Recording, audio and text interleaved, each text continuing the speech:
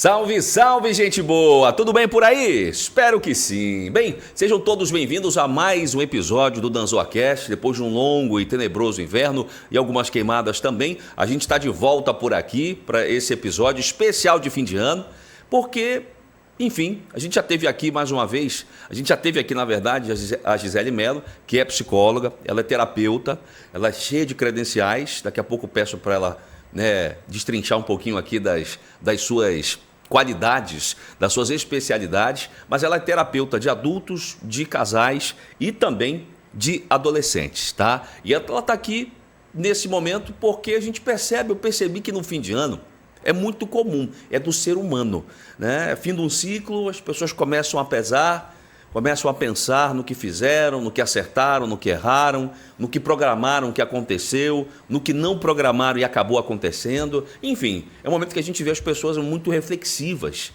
né? Umas muito alegres, outras muito tristes. E eu já percebi, viu, Gisele, que cada vez mais a gente está vendo pessoas mais novas, os jovens adultos, digamos assim, passando por situações dessa, né? E a Gisele está aqui, então, para bater um papo com a gente, não somente sobre isso, mas também para falar sobre outros assuntos que eu trouxe ela aqui também, né, Gisele? Bem, seja bem-vinda mais uma vez, viu, minha amiga? Muito obrigada pelo convite, é um prazer estar aqui com você. Espero que o nosso papo seja muito bom hoje. Ah, não, vai ser, sempre é. Né? Para quem não sabe, eu faço terapia com a Gisele. Eu recomendo e aconselho todo mundo, vocês não têm noção do bem que faz uma terapia, né? Óbvio que quando você está com... Isso é para qualquer coisa na vida. Você está com um bom profissional te assistindo. Que tem muito profissional aí que acaba não se especializando, acaba parando no tempo, né? Enfim, aí vai de você também criar uma conexão. Porque é interessante isso, né, Gisele? A gente tem que ter uma conexão com o terapeuta também. Exatamente. Esse vínculo ele é muito importante. Você se sentir seguro, você confiar, se sentir à vontade, confortável, faz toda a diferença. Então, ó, para você que está acompanhando a gente, hoje nós vamos falar do que aqui? Depressão no fim do ano, a gente vai falar de relações abusivas, a gente vai falar dos narcisistas e também ansiedade e depressão. E quando a gente for tratar do assunto de relações abusivas, eu já vou perguntar para a Gisele que eu fiquei devendo daquela nossa primeira conversa. Sim. Eu fiquei devendo uma série de... As pessoas mandaram perguntas sobre traição. E acabou que a gente enveredou por outro caminho, acabou não fazendo. Uhum. Enfim, acabei dando um tempo no DanzoaCast também, por motivos pessoais. Mas agora a gente está de volta aqui e eu vou cumprir a promessa então para essa turma, tá bom? Bem, Gisele, queria começar falando contigo sobre depressão no fim do ano. Por que nessa época do ano a gente está vendo as pessoas... Isso é todo ano. Eu acho legal, assim, o ser humano criou a noção de tempo, então... a gente acaba criando também a noção de ciclos. Sim. Então o ano termina. Não vai mudar nada na prática, mas na cabeça muda completamente tudo. É um novo ano, novas chances, há aquela renovação da esperança. Eu acho legal isso por conta disso, da renovação da esperança. Mas por que no fim de ano a gente vê pessoas então assim tão depressivas e cada vez mais novas, Gisele? Eu vejo homens e mulheres de 30, na faixa dos 30. Isso não era comum antes. Sim, né? 20 e poucos anos, você já vê. Você trata de adolescentes também? Sim. A gente vê mais adolescentes cada vez mais assim, passando por esse tipo de situação. Por que isso, Gisele? Com certeza. Na verdade, assim, o fim do ano, como você disse, é o fim de um ciclo, né? Isso simbolicamente, para nossa mente, faz toda a diferença. Porque nós ficamos mais autorreflexivos, a gente faz um balanço de tudo que aconteceu durante o ano, né, daquelas metas que a gente se propôs a cumprir e não conseguimos cumprir, de fatores estressores que podem ter acontecido, né, com a gente durante o ano. Então é muito comum nessa época as pessoas ficarem realmente, pela autorreflexão, mais depressivas. Não quer dizer que elas tenham um quadro de depressão, mas elas ficam mais tristes, muitas vezes assim, mais isoladas. Sem contar, Daniel, que assim, muita gente passa pelo ano com dificuldades financeiras, aí essas pessoas têm perdas, né? Estão enlutadas, estão enfrentando dificuldades. E aí, quando o final do ano vem e empacota tudo numa coisa só, aquilo tem um peso muito grande. Também tem as pessoas que não gostam, né, dessa época do ano e se veem obrigadas a participar ali dos rituais, né? De ficar com os familiares. Um monte de gente feliz, confraternizações e tudo mais. Exatamente. Aí as pessoas se veem obrigadas a estar felizes, né? E a conviver com familiares que não gostam.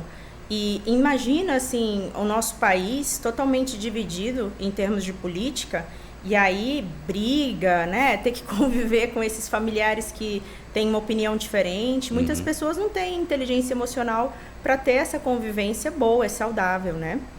Eu dou até uma dica, assim, se você estiver muito tranquilo em casa, fim de ano, você quiser, assim, dar uma movimentada, você pergunta, solta essa aqui na mesa, assim, e o governo do Lula, hein, gente? E aí você vai embora para a cozinha e deixa a magia acontecer, né? Mas, Gisele, assim, eu te pergunto, você falou que não necessariamente quem está triste, quem está depressivo, está com depressão. Sim. Como que eu identifico? Porque a imagem que eu sou leigo, né? Então, assim, o que eu acho? A gente usa essa palavra também. Eu tô deprê, tô meio depressivo. A gente usa isso no dia a dia, né? Coloquialmente. Sim. Mas não necessariamente o depressivo. Como é que eu sei que eu tô com depressão? Como é que eu posso fazer essa afirmação? Como é que eu percebo isso? Tá. As pessoas muitas vezes confundem tristeza ou tristeza intensa com transtorno depressivo. Certo. Né? Então, eu estar triste não quer dizer que eu esteja depressivo, né? A tristeza, normalmente, ela tem uma razão. Então, por exemplo, eu perdi o meu gatinho, né? Eu perdi o meu emprego. Eu posso sentir tristeza, ficar muito triste, né? E não estar depressivo. A depressão, ela é um transtorno do humor, né? E, normalmente, ela vai ter aí sintomas físicos, como a pessoa ficar com uma hipersonolência, com uma lentidão muito grande. Algumas podem ficar muito inquietas, mas a maioria fica com uma lentidão muito grande, né? Falta de energia para fazer as coisas. Aí a pessoa pode ter um ganho de apetite ou perda do apetite. Aí a pessoa acaba comendo em excesso ou não comendo, né? Também tem as questões mentais, né? As questões cognitivas, da pessoa ficar sem concentração, a memória ficar ruim, a pessoa acabar tendo problemas para decidir, para tomar decisões, então ficar muito indecisa, insegura, né? E sem contar com a parte afetiva, que é um humor mais deprimido, a perda do prazer por coisas que a pessoa gostava, tinha interesse. Eu te pergunto, eu sempre ouvi não, eu li certa vez, e isso me chamou a atenção, porque a ideia que a gente tem da depressão é da pessoa triste. A gente associa imediatamente à tristeza. E eu li alguma coisa que falava que não necessariamente. Sim. Que o deprimido é mais fácil, ele está apático. Sim. Ele já não vê mais graça. Não é que ele não está triste, ele simplesmente não sente mais alegria. E isso é diferente de você estar triste, né? Você geralmente já não... Certas coisas que você tinha prazer, você já não te dão o mesmo prazer. Você começa a ver o mundo assim mais cinza, digamos. Exatamente. Você já não vê mais em cores. É isso mesmo? É isso mesmo. A apatia e a anestesia. Aquela sensação assim de que eu não estou sentindo nada. Parece que eu não estou sentindo nada, não consigo sentir nada, né? E a pessoa ficar apática. Porque a depressão, apesar das pessoas confundirem muito e acharem que a pessoa tem que ficar sempre triste, né? A depressão, ela é como se a pessoa estivesse sem vida. Você olha para aquela pessoa e parece que ela não tem vitalidade, essa energia vital dela foi embora. Então, isso é uma característica muito grande da depressão e não necessariamente a tristeza. Tem muitas pessoas que podem ficar tristes sem estar depressivas. E tem muita gente que está depressiva sem estar triste. Né? Não precisam ficar... Eu ouço muito em consultório as pessoas falarem assim, minha mãe ou meu pai, algum familiar me viu rindo e falou, mas como é que tu tá rindo aqui com a gente e tu tá dizendo que tu tá depressivo, né? Sim. Então, perceba assim que as pessoas elas têm uma ideia muito errada de depressão, até porque toda depressão é química, né? Então, há uma alteração química na neuroquímica do teu cérebro. Então, essa depressão, ela não é assim, a pessoa quer ficar assim, tem muita gente que acha que é falta de Deus, é falta do que fazer, é frescura, né? Isso, exatamente. Então, esses mitos, na verdade, são mitos que precisam ser quebrados, porque o tratamento precoce da depressão é muito importante. Quanto mais cedo eu trato, melhor. E como as pessoas têm esses mitos, muita gente evita de procurar ajuda, tem preconceito, né? Acham que vão pensar, eu sou fraco, ou vão achar que eu sou da igreja, mas não tenho fé, não tenho Deus. Então, tem muitos mitos envolvidos que atrapalham muito o tratamento da pessoa com depressão. Entendi. O que a gente pode falar então, Gisele? Que conselho que você pode dar para quem está vendo a gente agora? Porque, de repente, quem está vendo a gente percebe assim, olha, eu tenho um amigo, eu tenho um filho, eu tenho a minha esposa, ou meu marido, ou uma amiga minha, ou um irmão, um familiar qualquer. Uhum. Né? O que essas pessoas podem fazer? Né? Porque é possível acontecer a pessoa que está depressiva perceber realmente, olha, eu estou depressivo, eu preciso procurar ajuda. É comum isso acontecer? Olha, é possível sim, porque hoje nós temos muitas informações nas redes sociais, né? A gente tem aí a internet, então dificilmente uma pessoa entra em depressão, está depressiva e não sabe. Até porque, né, a característica do transtorno é causar sofrimento e disfuncionalidade no ser humano. Então, essa pessoa, ela deixa de ficar funcional e ela passa a sofrer muito. Como você estava falando sobre apatia, sentir tristeza ou não, nós não temos só depressão, nós temos vários graus, né, vários estágios. Então, ela pode ir de leve a muito severa. Uhum. Então, no estágio mais leve, por exemplo, você só com a psicoterapia, nós temos hoje comprovado cientificamente que nós conseguimos mudanças neurocognitivas que ajudam esse paciente, né, a tratar a depressão sem um psicofármaco.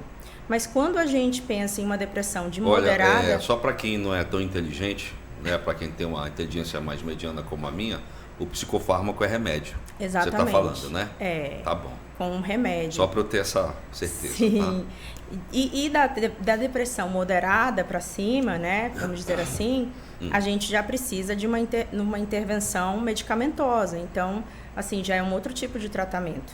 Então, a gente tem esses estágios. Nesses estágios, o que vai variar é a frequência e intensidade desses sintomas, certo, né? Então, vão ter pessoas que vão ficar muito disfuncionais, sofrer muito, variando de acordo com o estágio ali que a pessoa está. Por isso que a intervenção precoce é muito importante. Entendi. Tá? Mas respondendo, que eu acho que eu não respondi a sua pergunta, é exatamente isso. Por exemplo, a pessoa está com uma depressão leve, muitas vezes ela não busca ajuda, né? Mas a pessoa que está de moderada para cima, ela já não está dormindo bem, ela já não está comendo corretamente, ela não tem mais energia. Então, ela já vai ficar disfuncional. Mas aí você não acha que para quem está passando por isso, já vai encarar isso como normal? Eu já não vejo mais graça nas coisas, já não estou mais nem aí. Tipo, ela entra, ela não percebe, eu acho.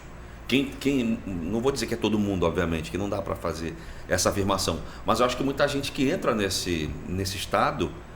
já fica apático e já acha normal, não tá vendo graça em mais nada. Exatamente, isso pode acontecer sim, né? Até porque a depressão, ela é como se fosse um filtro que filtra a nossa realidade, né? E a gente acaba absorvendo muito mais as coisas negativas, tendo pensamentos mais negativos. Então, é possível que alguém que convive com aquela pessoa, né, veja, observe a disfuncionalidade, as mudanças que houveram ali e converse, né, a leve para um tratamento, porque muitas vezes realmente a própria pessoa não se nota assim e nem busca ajuda. Entendo. Gisele, o que pode ser gatilho para a depressão, para uma pessoa desenvolver uma depressão? Tá. Assim, a depressão, ela tem aí um fator genético, né? Então, claro que se você tem na sua árvore genealógica, né, pessoas que têm transtorno de humor, você pode ter uma propensão maior ali à depressão. Então, você tem a genética que contribui, mas você tem os estressores ambientais. Isso vai contar a tua história de vida, o tipo de personalidade que você tem, né, teu temperamento. Temperamento é inato, a gente nasce, né, com um certo temperamento. E aquilo também pode ser mais propício ou não para que a gente desenvolva transtornos mentais. Então, estressores, imagina assim, uma pessoa que tem um estressor precoce, desde a infância sofrendo, né, com divórcio de pais, com uma família abusiva, com problemas escolares, enfim, uma lista de pais ausentes, né? negligência, um lar com conflitos, abusos. Então, o estresse precoce, o estresse na vida adulta, né? Como essa pessoa gerencia esses estresses, esses estressores, a própria qualidade de vida que o indivíduo tem, né? Como que ele se alimenta, como ele dorme, né? Quanto ele consegue ter momentos de lazer, quanto ele consegue ficar aqui no presente. Então, tudo isso vai contribuir para que ele possa desenvolver um quadro depressivo. Entendi. Você falou e eu lembrei, eu ando vendo muito nas redes sociais, eu acho engraçado. Você falou de atividade física, de alimentação e tal. E eu fico vendo gente falando que a academia é a melhor terapia que a pessoa pode ter. Como se um substituísse o outro. Né? É bom você fazer uma atividade física? Óbvio que é. Né? Ninguém vai dizer nunca o contrário disso. Está mais do que comprovado. Né? Ainda mais na velhice. Está mais do que comprovado como a gente precisa de músculo, principalmente nos membros inferiores. Eu vi até que está associado a casos de demência. Exato. Você ter um baixo percentual muscular nas pernas, nos membros inferiores, né, glúteo, posterior, enfim, está associado a casos de demência. É verdade. Mas eu te pergunto assim, então, porque é engraçado ver o pessoal falando isso, né? É óbvio que faz bem. Eu me sinto bem quando eu saio da academia, assim, aquela sensação de dever cumprido, mas substituir uma terapia, uma conversa com um profissional que tem ferramentas, estudou, né, para te dar, enfim, para pegar na tua mão e falar, vem cá, eu vou te ajudar a passar pelo que você está passando, né? Óbvio que não substitui, né, Gisele? Não, a gente tem até um movimento hoje, né, que a gente acaba colocando, né, por exemplo, atividade física, papo com as amigas, é terapêutico, mas não é terapia. É terapêutico. É terapêutico, ou seja, tá. me ajuda de alguma forma, mas não é terapia. Até porque, assim, isso é bem fácil da gente pensar. Lembra que eu falei que na depressão a gente tem aí sintomas que são físicos, sintomas cognitivos, etc. Então, imagina, a pessoa fazer uma atividade física vai ajudá-la aí a liberar várias substâncias e ter mais bem-estar e tudo mais, mas em relação aos sintomas cognitivos, por exemplo, uma visão negativa de si mesmo, uma visão negativa sobre o outro, sobre o futuro, a desesperança, né? Como essa pessoa enxerga as pessoas ao redor dela, como ela lida com o estresse, tudo isso, a atividade física não vai te ajudar a resolver. Né? Então, esses sintomas, eles precisam ser tratados na psicoterapia. Certo, legal. Gisele, você trata também, eu até falei aqui no início, que eu ia falar das tuas credenciais, né? Que você é neurocientista, você é especialista em TCC e ACT. Isso. O que é? TCC é terapia cognitivo-comportamental e ACT é terapia de aceitação e compromisso. Certo. Terapia de esquemas. Isso. Você tem um mestrado. Sim, em psicologia em Portugal. clínica. Então, acho que você está mais do que habilitado a responder essas poucas perguntas que a gente tem para fazer aqui. Tem uma que não está aí, mas eu também sou psicopedagoga. Então pronto. Falando, já que você é psicopedagoga, e você atende adolescentes também, para os pais que estão nos ouvindo, como é que são? Adolescência é uma fase cruel. Sim. E eu vejo cada vez mais adultos se comportando como adolescentes. Eu te pergunto para os pais de adolescentes, né? Eu não sei, Gisele, se é porque isso é uma... Veja bem, gente, eu sou leigo, isso aqui é uma conversa, é um papo, e eu tenho uma crença, conversando com amigos, né? Eu não sei se é porque a gente hoje tem as coisas muito mais fáceis do que tinha antigamente, que hoje a gente acaba vendo o jovem, ao mesmo tempo que está mais independente, ele está mais dependente também, né? Emocionalmente falando. Né? Então, assim, você quer música? Você está com fome? Tá aqui, pega um aplicativo no celular. Você quer ir para algum lugar? Chama um aplicativo, também o carro vem te pegar e te leva, passa no carro, não precisa mais nem ter dinheiro, o cartão do pai já está lá cadastrado e tal.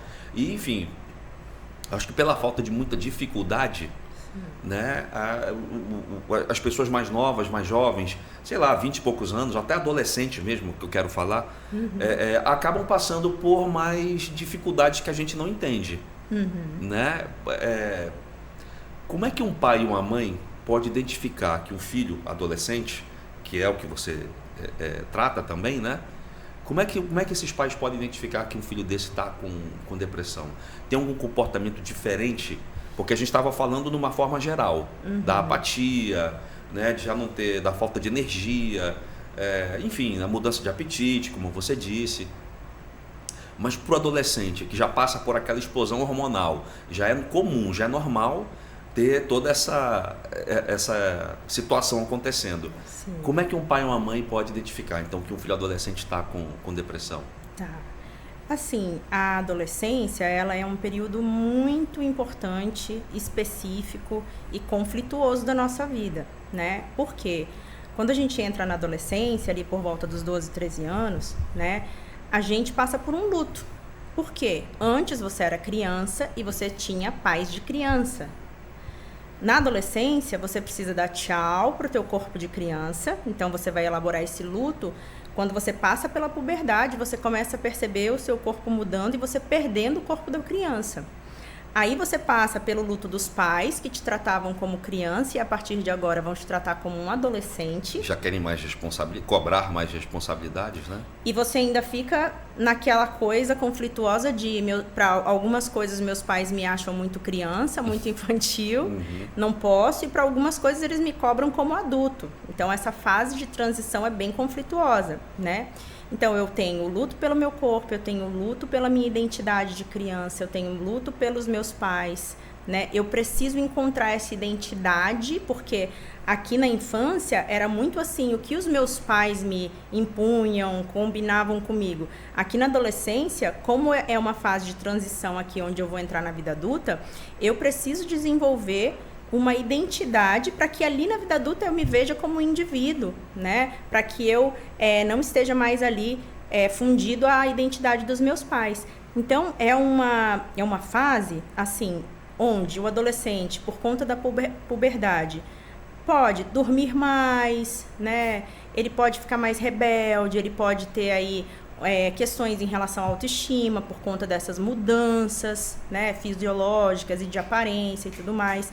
Então, aquilo que eu falei lá no começo sobre a depressão é muito importante da gente pensar assim, toda vez que há um sofrimento intenso e uma disfuncionalidade, é hora dos pais prestarem atenção.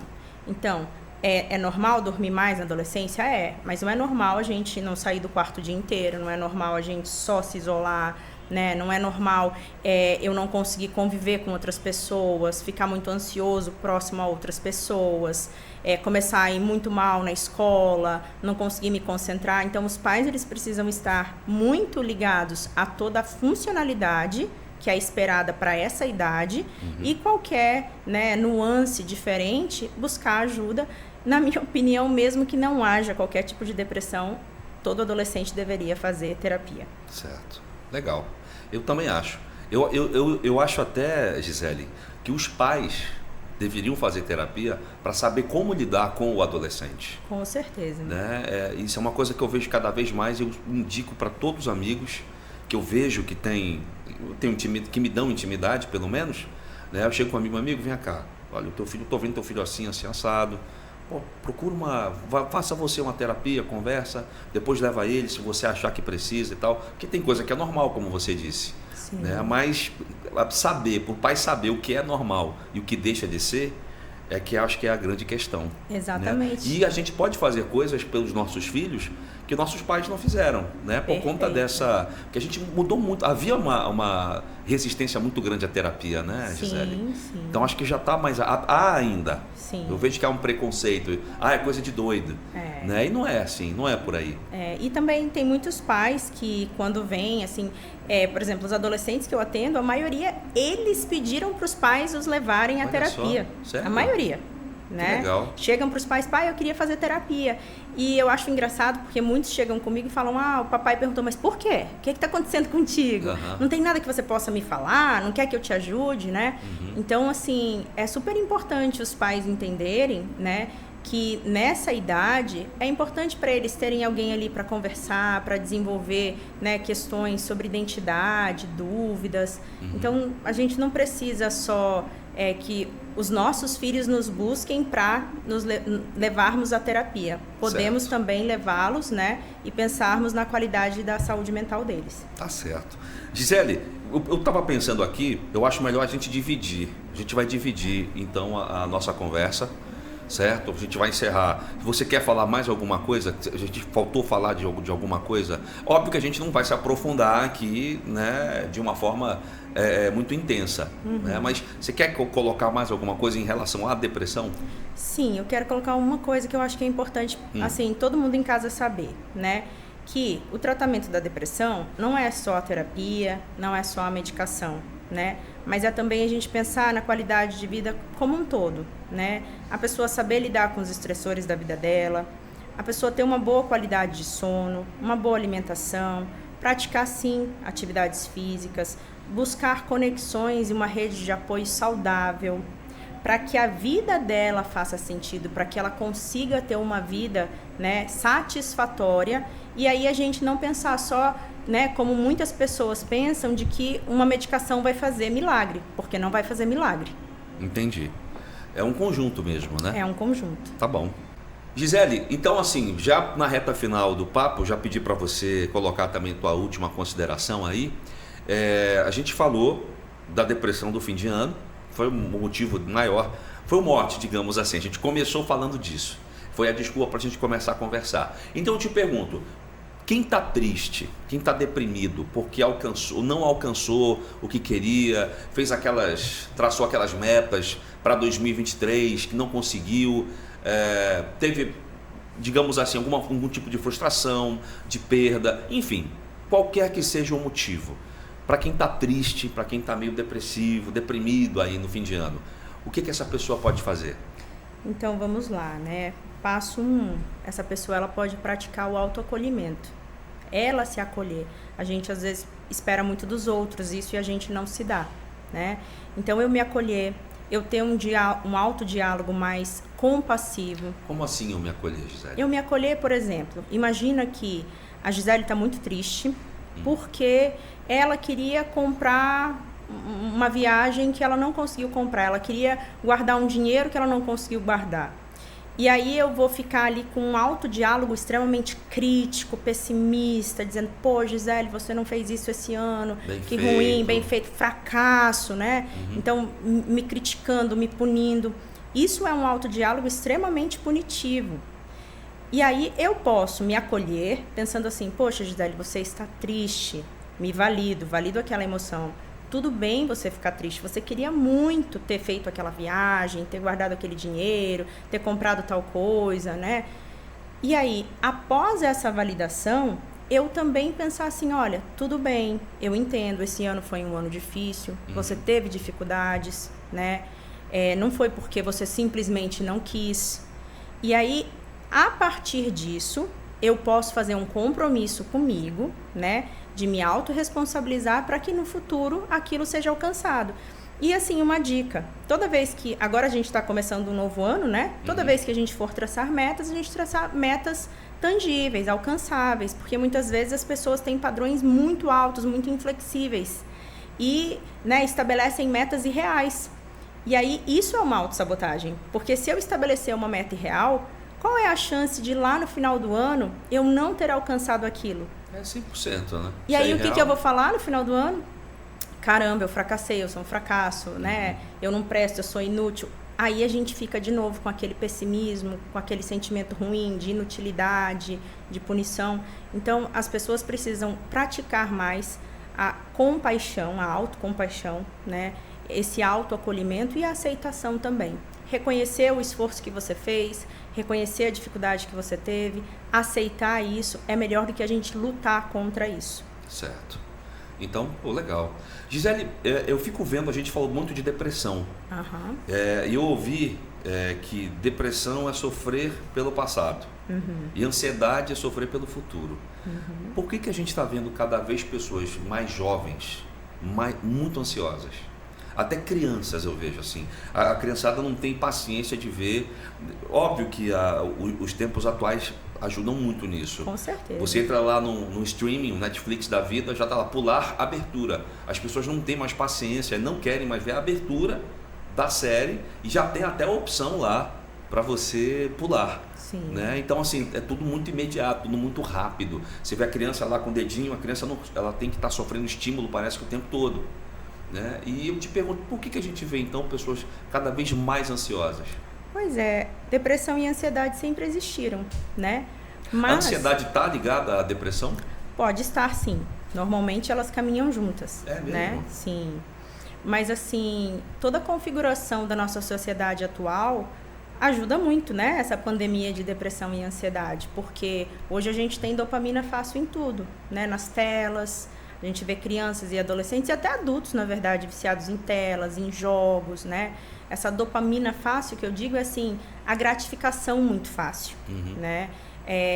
E não só esse lado da sociedade, né? Dessa configuração, mas também, se a gente pensar, por exemplo, na nossa época, e a época agora dos nossos filhos, essa nova geração, a gente percebe, assim, a competição que existe muito maior do que na nossa geração, né?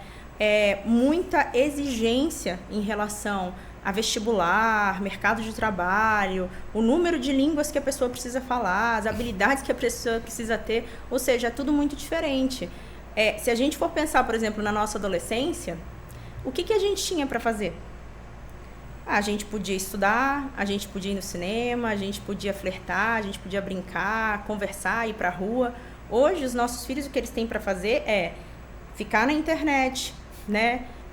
Eles precisam estudar? Precisam, mas eles têm um distrator absurdo que é estudar com o celular do lado.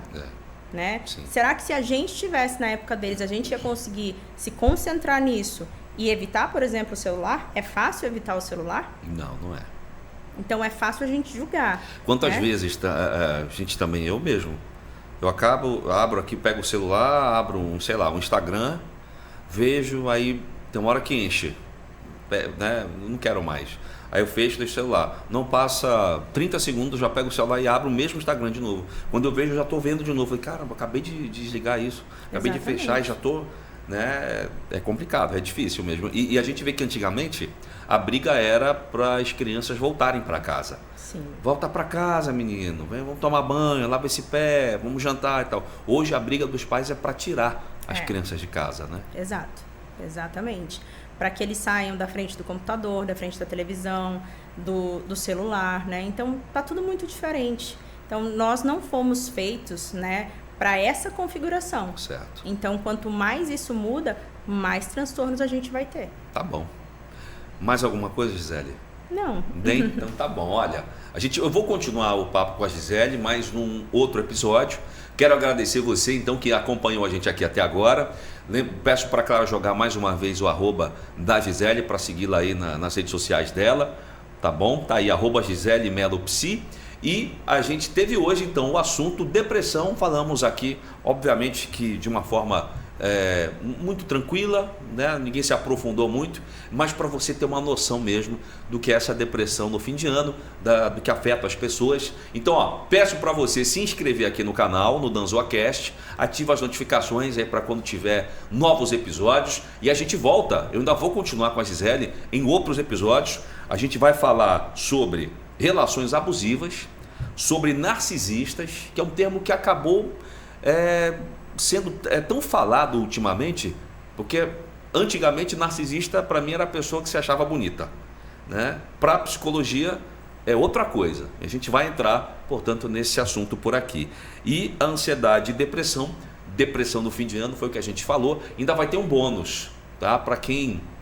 Eu falei no início, a gente teve um papo, na primeira vez que a gente conversou, eu e a Gisele, a gente falou sobre traição. E muitas pessoas, eu joguei no Instagram, muita gente mandou perguntas. Então vai ter um episódio que a gente vai estar falando e respondendo, a Gisele vai responder exclusivamente sobre isso, tá bom? Então, até mais!